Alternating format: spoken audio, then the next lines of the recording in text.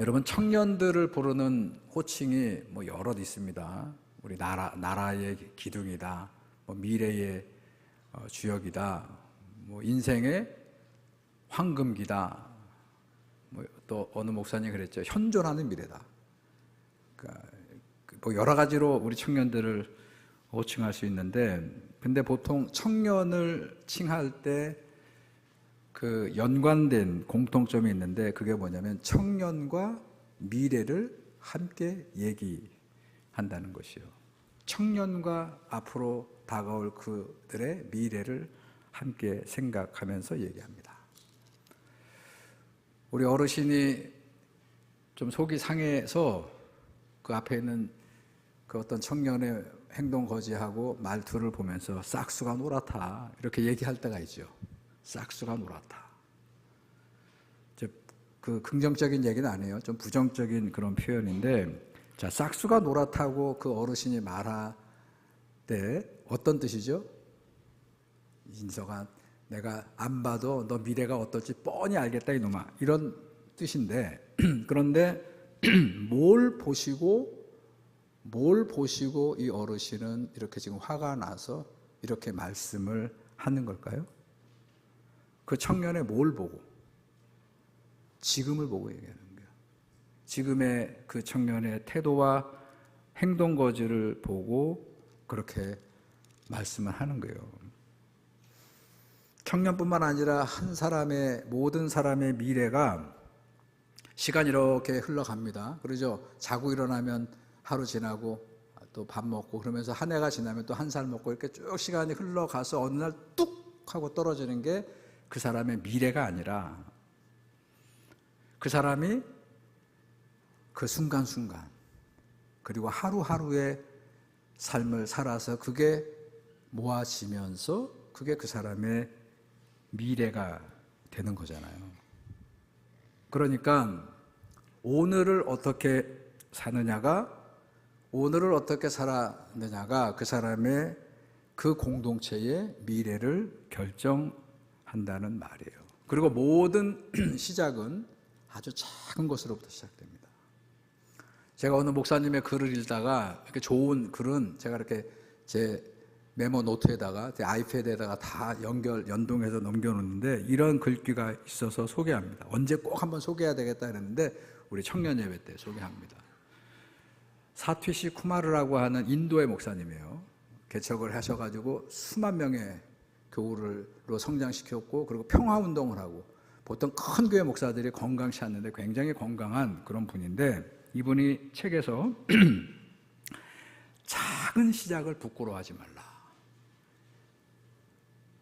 작은 시작을 부끄러워하지 말라, 이런 글귀를 쓰셨어요. 자, 그 책을 좀 더 한 일부분을 여러분들에게 소개합니다. 여기 나올 겁니다. 중국인들이 어떻게 만리장성을 쌓았습니까? 띄워주실래요? 방송실. 제가 이거 어렵게 만든 건데 우리 부목사 전수환님이 연결이 이게 안 됐나요? 연결이 안 됐나요? 자, 만리장성 얘기부터 합니다. 중국인들이 어떻게 만리장성을 쌓았습니까? 벽돌 한 장을 누군가 놨고, 또 그 다음날 또 누군가가 벽돌 한 장을 놓고 또 한 장을 놓고 계속 그렇게 쌓아가다가 만들어진 게 만리장성이라는 거예요. 다른 길이 없습니다. 다른 왕도가 없습니다. 여행이 되었든지 소설을 쓰든지 인생을 사는 것도 어떻게 해서 그 소설이, 그 여행이, 그 인생이 되느냐 그랬더니 지속적으로 멈춤 없이 한 걸음 한 걸음씩 옮기는 것이 모아져서 그 사람의 인생이 되는 거고 그 나라의 역사가 되는 거다. 저 이태리를 가면 시스티나 성당이 유명하죠. 거기 가면 천장벽화, 그 교황의 서재 방에 가면 옛날에 그 르네상스 시대의 그 이름만 들어도 아는 라파엘로라든지 이런 유명한 그런 화가들이 그 성당 벽화, 천정에다가 벽화를 천지창조 이런 거 그려 놨는데, 그거를 보는 모든 사람들은 감탄을 저도 가긴 갔는데 못 봤어요. 그 들어가는 입장료가 비싸거든요. 그리고 여기가 안에 들어가면 그게 있다 하는 정도만 제가 보고 왔었는데 감탄을 한다는 거예요.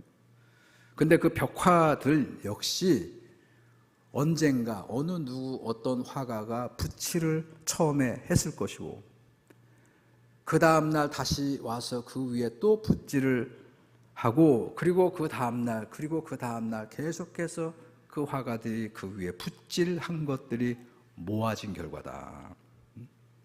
그리고 그 붓질을 할 때 그냥 하는 게 아니고 고민을 하는 거예요. 여기에서는 어떤 색을 할까?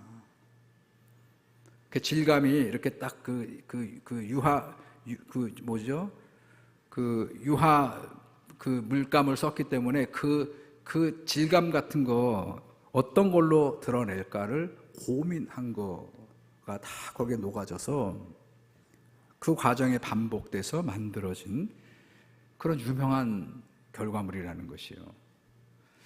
지금 보기에 대단해 보이고 지금 보기에 아주 아름답게 보이는 모든 것들이 처음에는 보잘것없는 시작, 그러나 그것을 계속 이어서 끊임없이 진행한 결과라는 거예요. 이렇게 보면 우리 그리스도 예수의 복음도 마찬가지죠.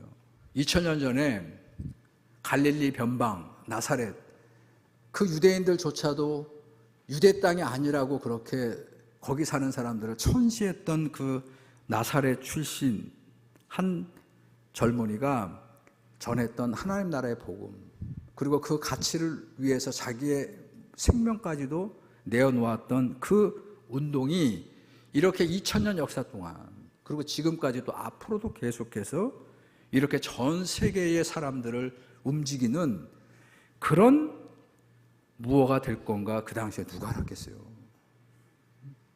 여러분, 작은 시작이 비록 작지만 그거를 부끄러워하지 않을 때 새로운 세상이 열린다. 그리고 그 작은 어떤 시도를 우습게 여기거나 하찮게 여기는 것을 극복하고 누군가 그 일을 계속할 때 거기에서 새로운 역사가 쓰여지게 되는 것이다. 할 수 있기 때문에 그 일을 하는 게 아니고 해야만 하기 때문에. 근데 문제는 할 수 있는데도 불구하고 안 하는 우리들의 문제고, 해야 하는데도 외면하는 그런 게 문제인데, 해야 할 일이기 때문에 그게 사람들에게 어떻게 평가됐는지 그 일을 감당해 나간 사람들을 우리는 선구자라고 하죠. 아마 그 선구자, 그들이 했던 그 일은 당시에 모든 사람들, 모든 시대로부터 환영받지 못했던 일이었을 것입니다.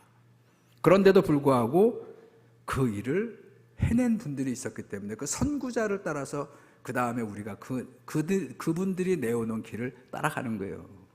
어쩌면 우리가 다 믿음이 여러분 인생에 굉장히 중요한 가치잖아요. 근데 그 믿음의 길, 믿음 생활 역시 우리 앞에 믿음의 선각자들이 힘들고 어려운 상황에서 그 길을 놓아줬기 때문에 우리는 그 길을 밟고 따라가야 되는 거예요. 그게 우리의 믿음 생활이다. 저는 그래서 종종 설교할 때 혹은 성경 공부할 때 예수 그리스도의 하나님 나라의 복음 사역을 가리켜 길을 놓으신 거다. 근데 누구도 가고 싶지 않은 길, 세상에 그 누구도 알 수 없었던 하나님 나라의 길, 그 길의 끝은 십자가였잖아요. 그 길을 주님께서 누가 가라 한 것도 아닌데, 당신도 그게 얼마나 힘들고 어려웠으면 마지막 그 순간에 할 수만 있다면 이 잔을 내게 피하게 해달라 하는 그런 기도를 올릴 수밖에 없었지만, 그러나 누군가는 가야 됐기 때문에 당신의 온 몸을 바쳐서 열어놓은 그 길을 우리가 지금 따라가는 거예요. 그러니까 그 길을 따라가야 된다는 것이에요. 예수 따른다고 하면서 전혀 우리가 상상하는 길을 따라가는 게 아니고, 어쩌면 예수 그리스도께서 가르쳤던 것과 그분의 공생의 사역과는 전혀 상관없는 길이, 이게 기독교의 길이라고 따라가는 그런 무지함을 따라가지 마시고, 이 말씀을 그래서 우리가 깊이 묵상해야 되고, 이 말씀 속에서 하나님과 그리스도 예수를 우리가 만날 때 그 믿음이 살아있는 믿음이 되고 하나님이 원하시는 그 믿음의 길을 우리가 나아갈 수 있다 하는 그런 말씀을 연거푸 드리는 것이요. 자, 오늘 저는 우리 청년들 청년주의를 준비하면서 오늘 시편 23편, 웬만한 분들은 다 암송을 할, 그러죠? 물론 끝에 뭐 작고 도다 이런 것들이 조금 틀려도 아마 1절부터 6절까지의 말씀이 익숙하고 대부분 암송을 하는 유명한 다윗의 시입니다. 다윗은 여러분 아시는 대로 파란만장한 인생을 살았고요. 그 파란만장한 인생을 살았던 것이 하나님의 계획이에요. 다윗이 하나님이 보내신 사무엘 선지자를 통해서 기름만 부어지지 않았어도 당시 살아있는 권력 사울 왕이 서슬시퍼렇게 살아있었는데, 그런데 하나님은 어쩌자고 사무엘을 보내서 그 어린 다윗에게 기름 뿔병을 따서 기름을 먼저 부어 놓으셔서, 그래서 어땠죠? 사울이 그를 죽이려고 하죠. 그래서 파란만장한 삶을 살았고, 거기에 늘 다윗은 하나님과 함께하는 믿음으로 그렇게 살았던 그 다윗의 파편과도 같은 인생의 조각들이 성경 곳곳에 나오고 있어요. 오늘 시편 23편도 바로 그 파편 중에 하나인데 사람들이 굉장히 좋아하고 암송하는 그런 말씀이죠.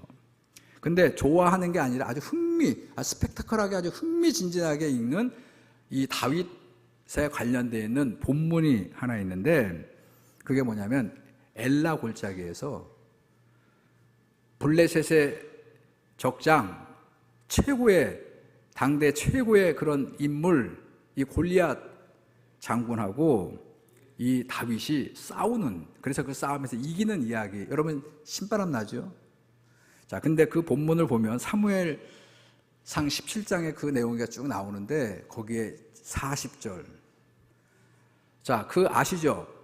저쪽에서는 골리앗이 나와서 그쪽 누구 나오라는 거예요. 근데 어느 누구도 이스라엘 군인 가운데 그 골리앗을 대적하러 나가는 그런 장군이 하나도 없어요. 다 사시나무 떨들 떨고. 그때 혜성처럼 나타난 게 군인도 아닙니다. 형들 면에 왔던 다윗이, 그 어린 다윗이 그 자기 하나님을 모독하는 그 블레셋의 그 모독의 소리를 듣고 분기탱천해서 그냥 나섰거든요. 그러니까 사울왕이 얼마나, 자기 부하 중에 어느 누구도 지금 저 골리앗과 싸움을 하겠다, 일합을 겨루겠다는 장군 하나 없는데 그때 다윗이 나오니까, 그러니까 어떡합니까? 다윗을 얼싸안고 가서 그에게 투구를 씌워주고, 왕이 쓰는 투구, 갑옷을, 어떤 화살도 뚫지 못하는 갑옷을 입혀주고, 왕만 가질 수 있는 보검이라고 그러죠. 그 칼을 쥐어주고, 그리고 나가 싸우도록 했는데, 자, 어떻게 했죠? 그거를 다 입어보고 몇 발짝 걷던 다윗이 그걸 다 다시 내려놓고, 다 벗어놓고, 칼도 돌려놓고, 그리고 오늘 이걸로 무장했다는 것이죠. 자, 본문 40절 다시 한번 띄워주실래요? 자, 이렇게 되어 있습니다. 다윗은 손에 막대기를 가지고, 제가 읽어드리면 여러분 머릿속에 이런 다윗을, 저 앞에는 지금 골리앗 장군을 한번 그 그림을 여러분 머릿속에 상상해 보세요.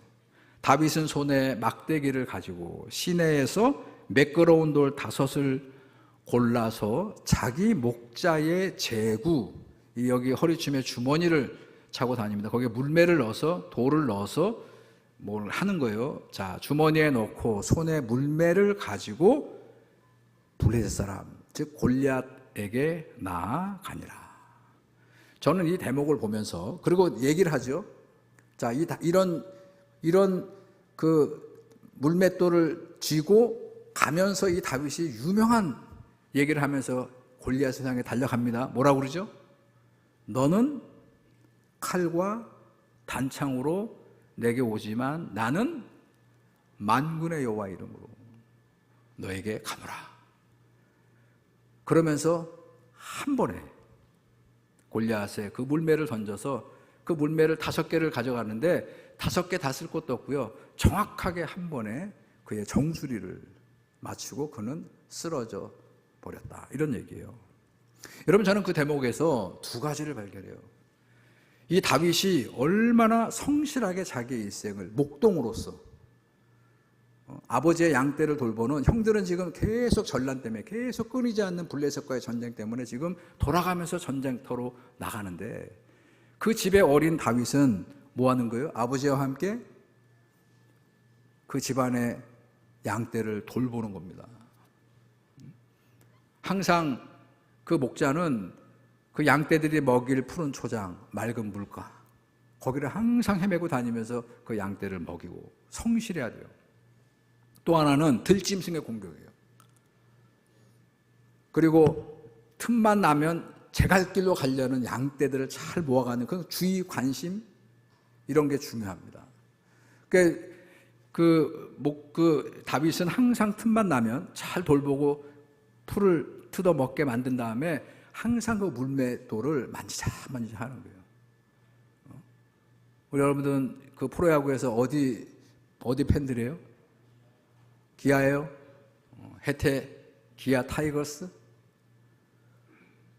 근데 거기에 보게 되면 이렇게 이렇게 스포츠 중계를 해주는 경기에 보게 되면 그 선수가 이제 던지고 다시 이렇게 들어와서 있을 때 그 덕아웃에 이렇게 투수들이 다 얘기하고 있고 막 이러고 있는 장면을 가끔 비시잖아요.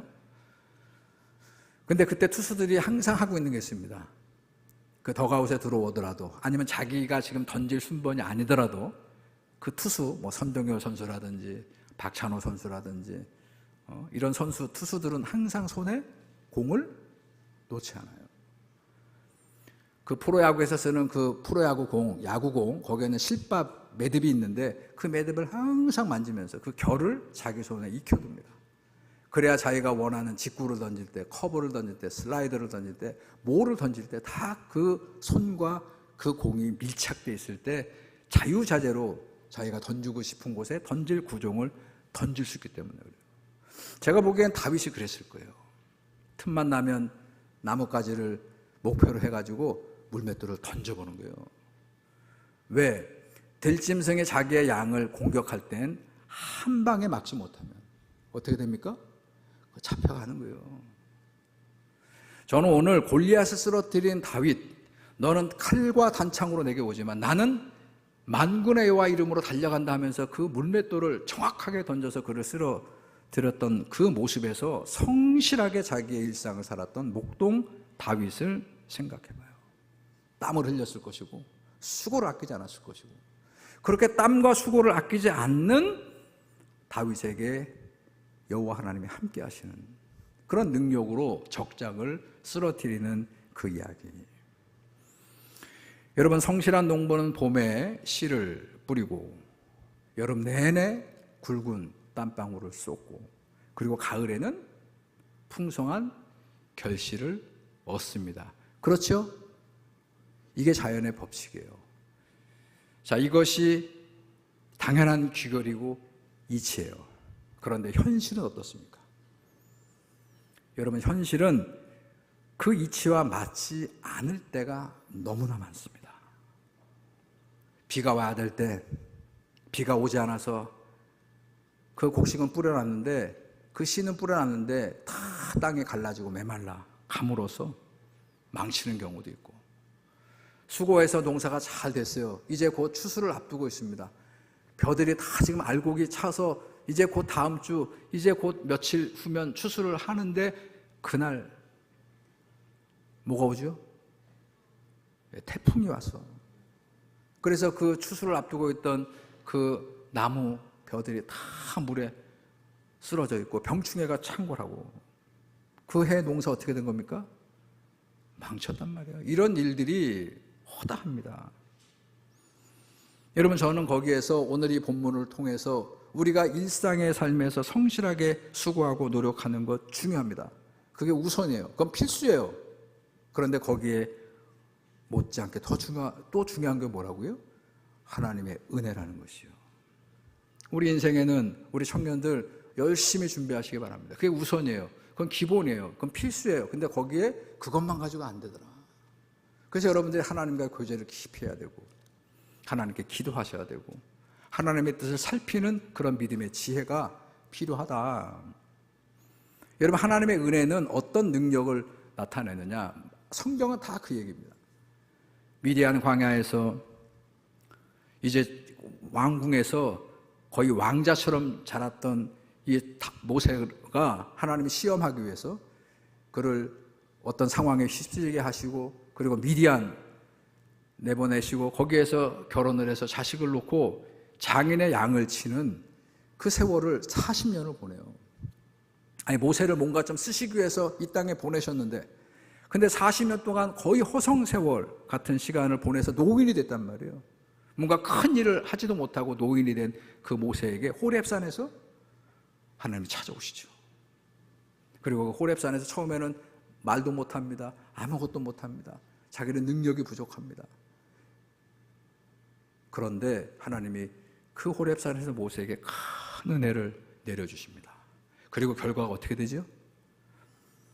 아론도 은혜고, 바로 앞에 서서 담대히 얘기할 수 있는 것도 하나님의 은혜예요.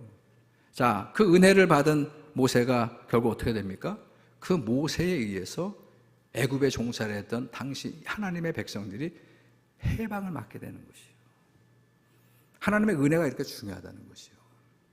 요즘에 우리가 수요일 날이면 사무엘 역사서를 말씀 강해로 듣고 있는데, 여러분 거기에 엘가나와 한나, 아이가 없어서, 특히 한나, 그 실로 성전에 가서 밤낮 하나님 앞에 통곡하며 아기를 갖게 해달라고 기도하죠. 결국 그 한나에게 하나님의 큰 은혜가 임했어요. 그리고 어떻게 됐습니까? 그 한나가 낳은 사무엘이, 여러분 사무엘이 이 땅에 왔을 때는 영적 암흑기예요.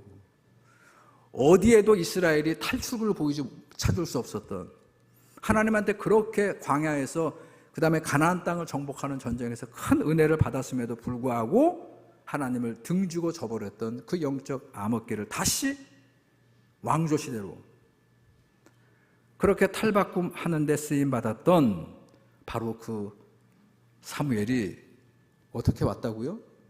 기도하던 한나에게 하나님의 큰 은혜가 임했어. 그 아들이 와서 그 역할을 했다. 여러분, 유대 땅 베들레헴에 이제 결혼을 앞두고 꿈에 부풀어서 정원한 그 요셉, 듬듬한 요셉하고 가정을 이루고 싶은 그런 꿈으로 가득 차 있었던 이제 아주 어린 이 10대 이 마리아에게 하나님이 천사를 보내서 어떡하죠?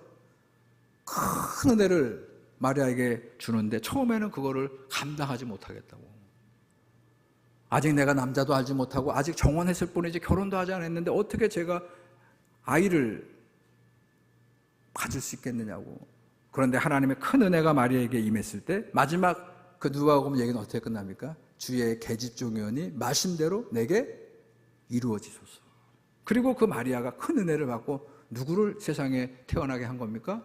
이 땅을 구원하실 그리스도 예수를 태어나게 하셨다는 거죠. 이만큼 하나님의 은혜가 절대적으로 믿음의 백성들에게는 필요하고, 하나님의 은혜가 여러분들의 가정과 특별히 이 모든 교회들, 우리 전주중앙교회도 지금 하나님의 큰 은혜가 필요하다 하는 그런 믿음을 우리가 가져야 된다는 것이요.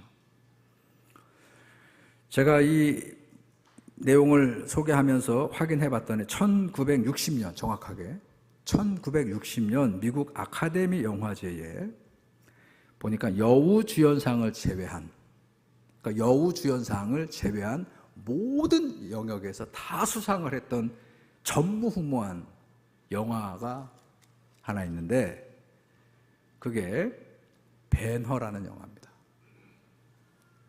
1959년에 이 배너 영화가 전 세계에 상영이 됐는데 사람들이 다 엄청난 당시 돈으로 9천만 불을 순수익으로 벌어들인 바로 이 영화. 이 배너는 사람 이름이에요. 유대인 청년, 예수를 인정하지 않았던 그 유대인 청년, 그래서 막 노예도 되고 뭐 이랬던 그 배너의 인생 역정을 다룬 그 영화. 찰턴 헤스턴이죠.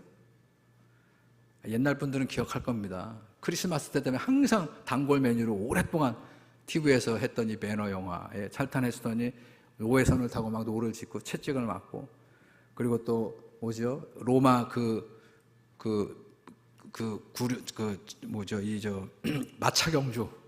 마차경주 하다가 서로 그 나무 바퀴가 부딪혀가지고 파열이 돼가지고 막 뒹굴고 막 이러는 스펙터클한 그런 장면이 기억나는 바로 그 영화. 그 배너라는 영화를 만든 감독이 정말 거장이죠. 윌리엄 와일러. 이렇게 여러분 오늘 가서 한번 인터넷 적어보세요. 여러분 얼굴을 딱 보는 순간 아 이분이구나 하고 다 알아요. 너무 유명한 분이기 때문에. 이번에 폭풍의 언덕도 작품했고 그 유명한 오드리 헵번과 그레고리 팩이 나오는 로마의 휴일도 바로 이 거장이 만든 작품이에요. 근데 이 윌리엄 와일러가 이 매너라는 작품을 만든 비하인드 스토리가 있습니다. 이 독일 사람이거든요, 원래. 그런데 미국으로 미국 혼란기 때 와서 살았는데 예수를 믿지 않았어요. 예수를 전혀 믿지 않았고, 그리고 자기가 시상식이나 뭘 이렇게 일을 할 때 보면 이렇게 상을 받으면서 배우들이 또는 감독들이 이 모든 영광을 하나님께 돌립니다. 이게 다 가식으로 들리는 거예요. 다 지 영광을 위해 사는 거지.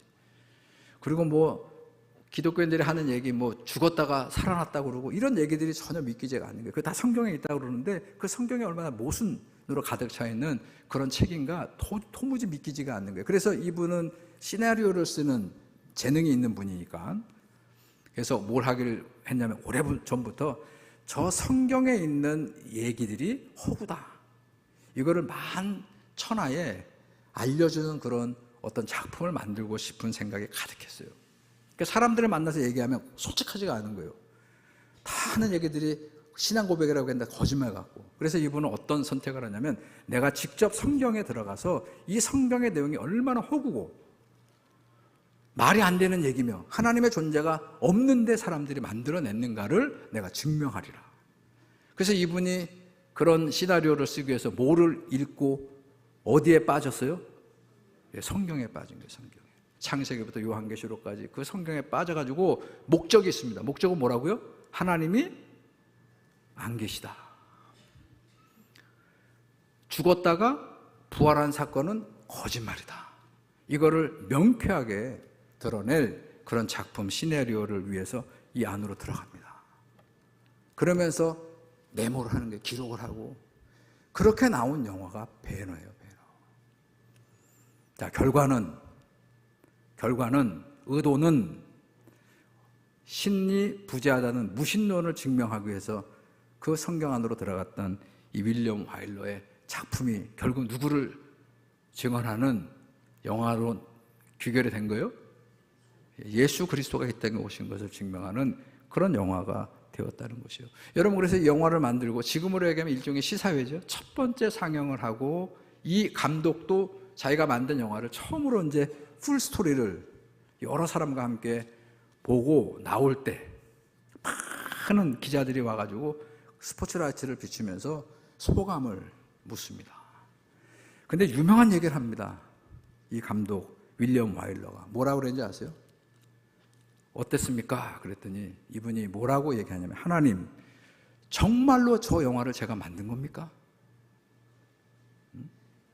여러분, 하나님의 은혜는 그렇게 무신론자에게도 이렇게 놀라운 기적으로 능력으로 역사하는 힘과 권능을 가지고 있다는 것이에요. 오늘 다윗이 그런 경험을 한 겁니다. 그래서 그 다윗에게 오늘 이 시편의 말씀은 이렇게 시작되는 거예요. 여호와는 나의 목자시니 내게 부족함이 없다. 여러분, 여기서 중요한 건 밑줄 쫙 어디다 걸냐면 나의 목자예요. 나의 목자. 여러분, 여호와가 나의 목자가 되기를 원합니다. 우리 목사님이 전해주는 목자 말고 다른 어떤 유명한 사람이 말하는 간증으로 얘기하는 다른 사람의 목자 여호와 말고 누구 목자라고요? 내가 만난 나의 목자 여호와를 여러분들이 만나고 고백하셔야 되는 것이에요. 그러면서 목자와 양으로 얘기합니다. 이때 목자와 양은 하나의 메타포, 비유인데 모든 양떼의 절대적 생명의 그 여탈권, 살고 죽느냐의 문제는 누구한테 달려있다는 것이요? 바로 목자에게 달려있듯이 다윗은 바로 그런 경험을 했다는 것이요. 다윗의 고백은 바로 모든 인생이 다 목자 되시는 나의 목자 되시는 여호와를 만나서 그분의 큰 은혜로 살아가는 그런 인생이 될 때 그 인생이 값어치가 있고 의미가 있고 도드라질 수 있다는 그런 얘기를 하고 있는 것이요. 그래서 오늘 본문의 마지막 6절을 보시기 바랍니다. 이렇게 얘기하죠. 내가 여호와의 집에 영원히 살겠다. 여러분, 하나님과 떨어지지 않는 그런 생을 본인은 살아가겠다. 왜 그래야 되느냐 그랬더니 6절 그 상반절을 보시기 바랍니다. 후반절에서 내가 여호와와 함께 영원히 살겠다 하고 그 이유를 앞에 얘기합니다. 내 평생의 선하심과 인자하심이 나와 함께 하기 때문에 그렇다. 이게 은혜예요. 하나님의 선하심과 하나님의 인자하심. 저 사람이 하나님의 선과 인자를 받을 만한 자격이 있어서가 아니라 하나님이 평생 우리와 함께하면서 베풀어 주시는 참 목자로서의 그 선하심과 인자하심이 은혜라고요. 은혜. 우리에게 주시는 큰 은혜. 우리 청년들, 바로 하나님의 은혜가 그 하나님의 은혜를 바라보는 모든 백성들, 우리 청년들에게도 임하게 되는 거예요.